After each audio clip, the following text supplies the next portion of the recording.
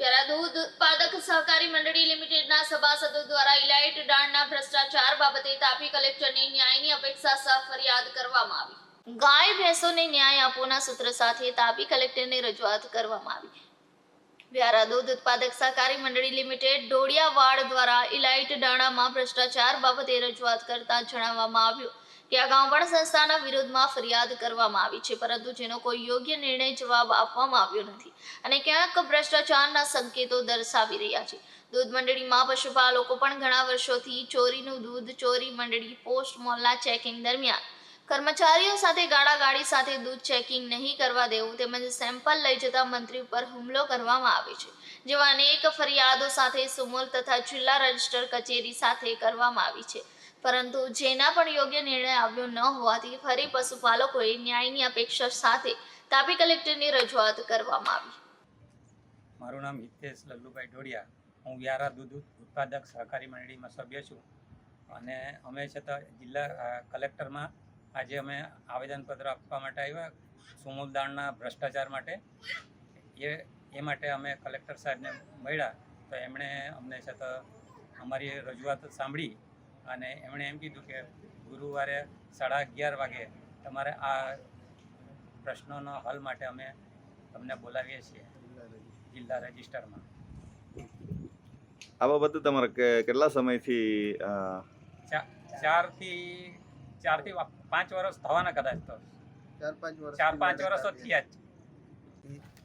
વધારે પણ ઓછું નહીં, ત્યારથી દૂધ અહીંયા ડેરીમાં ભરું છું, એમાં બધો ભ્રષ્ટાચાર ચાલે છે, પણ આ જ્યારથી પ્રમુખશ્રી આવ્યા પ્રવીણભાઈ ત્યારથી કોઈ કંઈ જાતની એમાં ફરિયાદ સાંભળતા નથી અને આજે અત્યારે જે એટલો ભ્રષ્ટાચાર ચાલે છે દૂધમાં કે ન પૂછો વાત।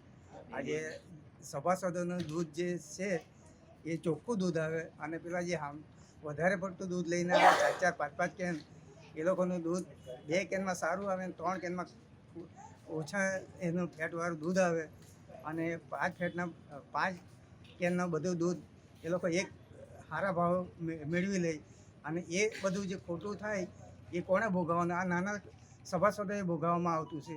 એમને ભાવ ઓછા મળે, પૈસા ઓછા મળે, મહેનત આટલી બધી કરે અને પેલા છે તો બેઠા બેઠા આ પૈસા વધારે લે અને એમને પણ એ લોકોને આ મળતું હોય એટલે આ લોકો પ્રમુખ કમિટી કોઈ અમારું સાંભળતું નથી। એમ 6 રૂપિયાને એવા ભાવ પડે।